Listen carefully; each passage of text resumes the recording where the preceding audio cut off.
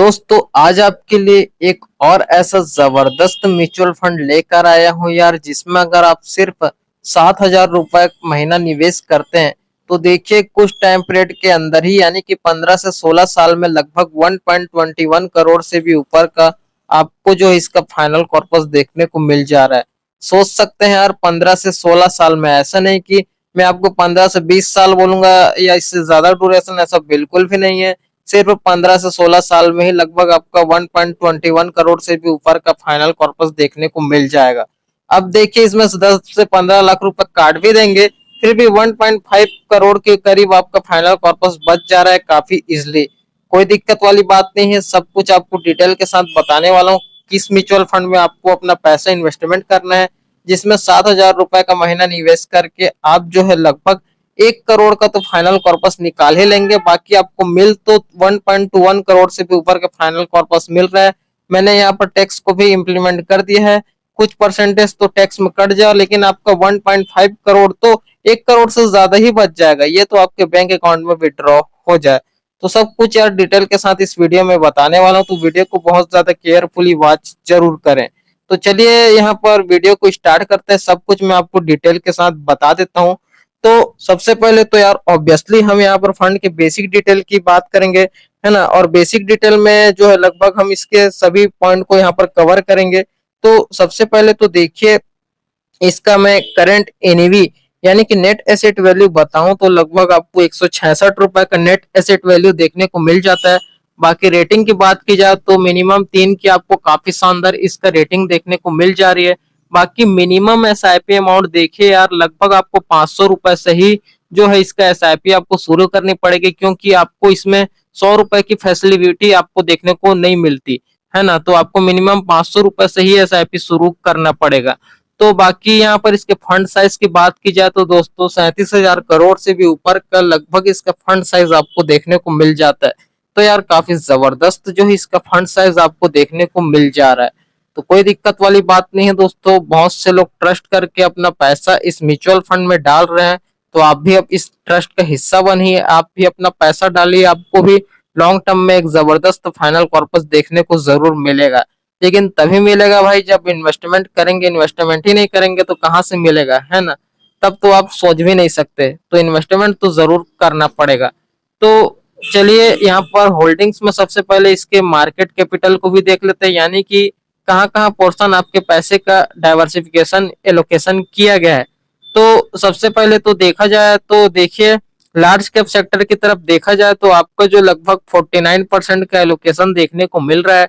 बाकी mid cap sector की तरफ देखा जाए तो 35% का एलोकेशन देखने को मिल रहा है। बाकी स्मॉल कैप सेक्टर की तरफ देखा जाए तो 13% का एलोकेशन देखने को मिल रहा है। तो कुछ इस तरीके से इस म्यूचुअल फंड के पोर्टफोलियो में इसका जो मार्केट कैपिटल है आपको देखने को मिल जा रहा है।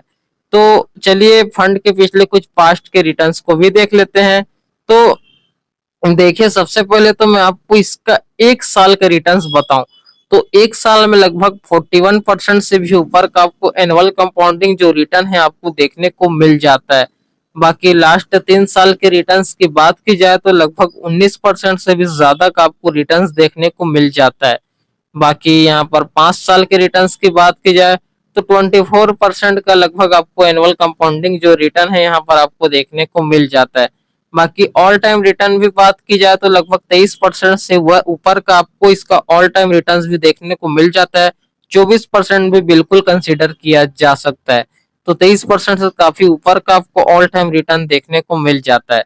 तो यार रिटर्न्स आपको कुछ इस तरीके से इस म्यूचुअल फंड के पोर्टफोलियो में आपको देखने को मिल जाता है। तो कोई दिक्कत वाली बात नहीं है दोस्तों, रिटर्न्स तो आपको कमाल के देखने को मिल ही रहा है। तो अब देखिए दोस्तों, ये रिटर्न्स आपको किस बेसिस पर देखने को मिल रहे हैं। ऑब्वियसली यार इसका स्टॉक आपको दमदार देखने को मिलते हैं, तभी तो कुछ इस तरीके से रिटर्न्स देखने को मिल रहे हैं। तो इसके स्टॉक के बारे में भी जानना काफी ज्यादा जरूरी हो जाता है। तो देखा जाए तो इस म्यूचुअल फंड के पोर्टफोलियो में कुल मिलाकर जो स्टॉक देखने को मिल रहे हैं 89 स्टॉक देखने को मिल रहे हैं। अब दोस्तों क्या है, 89 स्टॉक तो आपको देखने को मिल रहा है, लेकिन इसमें से टॉप 10 दिग्गज कंपनी के नाम यानी कि दिग्गज होल्डिंग के नाम भी जानना काफी ज्यादा जरूरी हो जाता है। तो इसको भी जान लेते हैं। तो देखा जाए तो H D F C bank limited, Axis bank limited, Larsen and टर्बो लिमिटेड, और Kotak Mahindra bank limited, Reliance industry limited, ICI bank limited, state bank of India limited, Bharat forge limited, NTPC limited, है ना। और तो देख सकते हैं यार, काफी बड़े बड़े दिग्गज कंपनी में आपके पैसे का जो एलोकेशन है यहाँ पर किया जा रहा है। तो ये तो मैं कुछ 8-10 कंपनी होल्डिंग्स के नाम बता रहा हूँ यार, ऐसे ही लगभग आपका पैसा 89 अलग अलग स्टॉक में, बेहतरीन क्वालिटी के स्टॉक में इन्वेस्टमेंट किया जा रहा है। तो कोई दिक्कत वाली बात नहीं है दोस्तों, लॉन्ग टर्म में आपको इसका प्लस पॉइंट देखने को जरूर मिलेगा। अगर आप थोड़ा बहुत भी अपना पैसा इन्वेस्टमेंट कर दिए रहेंगे तो उससे आपको एक जबरदस्त म्यूचुअल फंड का, इससे जबरदस्त फाइनल कॉर्पस से आपको देखने को जरूर मिलेगा। तो होल्डिंग भी काफी शानदार है यार, काफी बड़े बड़े सेक्टर में आपके पैसे का इन्वेस्टमेंट किया जा रहा है। तो आपको लॉन्ग टर्म में इसका प्लस पॉइंट तो देखने को जरूर मिलना ही मिलना है। तो होल्डिंग्स अब आपने जो है स्टॉक भी देख लिए, तो अब चलिए हम अपना जो फाइनली इन्वेस्टमेंट का मेन डिसीजन है इसको शुरू करते हैं। तो देखिए, आपको इसमें एसआईपी करनी पड़ेगी। ऐसा नहीं कि मैं 7,000 रुपए को यहाँ पर लमसम में डालने के लिए बोल रहा हूँ, ऐसा तो आप नहीं कर पाना है। तो यहाँ पर जो है इसको मैं बता देता हूँ आपको, एसआईपी जो है लगभग 7,055 रुपए की एसआईपी करनी है, ठीक है। इससे 1 रुपए कम मत करना यार, हो सके तो इससे ज्यादा ही रखना, या एग्जैक्ट इतना तो जरूर रखना ही रखना। तो बाकी एक्सपेक्ट रिटर्न की बात की जाए तो देखिए, हमने यहाँ पर 20% का ही रिटर्न कंसीडर किया है। बाकी आपको मिला तो 23-24% का रिटर्न है, लेकिन फिर सिर्फ हम यहाँ पर जो है कम का ही एक्सपेक्टेशन करेंगे, ऐसा नहीं कि ज्यादा का रिटर्न एक्सपेक्ट करेंगे। सिर्फ 20% रिटर्न ही कंसीडर करते हैं। बाकी ड्यूरेशन आप अपने हिसाब से घटा बढ़ा लेना, बाकी 5 साल से लेकर अगले 30 साल तक का फुल कैलकुलेशन आपको अभी मैं दिखा ही रहा हूँ। तो सबसे पहले तो 5 साल के कैलकुलेशन देखा जाए तो आपका 5 साल में तो लगभग 4.5 लाख का इन्वेस्टमेंट हो गया, और आपका 7.5 लाख से ऊपर का आपको फाइनल कॉर्पस देखने को भी मिल गया। तो सिर्फ देख सकते हैं यार 5 साल में कितना जबरदस्त आपको फर्क देखने को मिल रहा है। तो बाकी 10 साल के फाइनल अमाउंट की बात की जाए तो 8.5 लाख का आपने इन्वेस्टमेंट किया, और 26 लाख से भी ऊपर का आपका फाइनल कॉर्पस तैयार हो गया। बाकी 15 साल को देख लेते हैं, तो देखिए 15 साल में डायरेक्ट आपका जो 12 लाख इन्वेस्टमेंट से आपका 80 लाख का फाइनल कॉर्पस तैयार हो जा रहा है दोस्तों, सोच सकते हैं। तो अब देखिए दोस्तों, सिर्फ 2 साल और बढ़ाना है, यानी कि 17 साल बढ़ाना है। तो देखिए 17 साल में लगभग 1.21 करोड़ से भी आपका ऊपर फाइनल कॉर्पस देखने को मिल जा रहा है, यानी कि 1,21 लाख से भी ऊपर का आपको फाइनल कॉर्पस देखने को मिल जा रहा है 17 साल में। तो यही होता है दोस्तों म्यूचुअल फंड में कंपाउंडिंग का पावर, कुछ इस तरीके से आपको जबरदस्त तरीके से देखने को मिल जाती है। तो अगर आप सही तरीके से इन्वेस्टमेंट करते हैं तो आप फ्यूचर में इस तरीके से जबरदस्त यहाँ पर फाइनल कॉर्पस बना सकते हैं। तो बाकी ड्यूरेशन को आगे बढ़ाते हैं, तो यहाँ पर 20 साल तक लेकर जाते हैं। तो 20 साल में तो आपको लगभग इसका 2 करोड़ का फाइनल कॉर्पस देखने को मिल रहा है। तो बाकी यहाँ पर 25 साल के भी फाइनल अमाउंट को भी देख लेते हैं, तो 25 साल में देखा जाए तो लगभग 6 करोड़ से भी ऊपर का आपको फाइनल कॉर्पस देखने को मिल जा रहा है। तो बाकी यहाँ पर 30 साल के फाइनल अमाउंट की बात की जाए तो देखिए लगभग 16 करोड़ से भी ऊपर का आपको इसका फाइनल कॉर्पस देखने को मिल रहा है।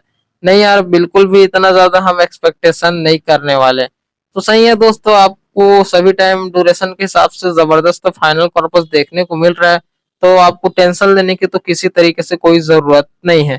तो चलिए यहाँ पर फंड के बाकी बेसिक डिटेल को भी देख लेते हैं, इसके एक्सपेंसेस वगैरह को देख लेते हैं।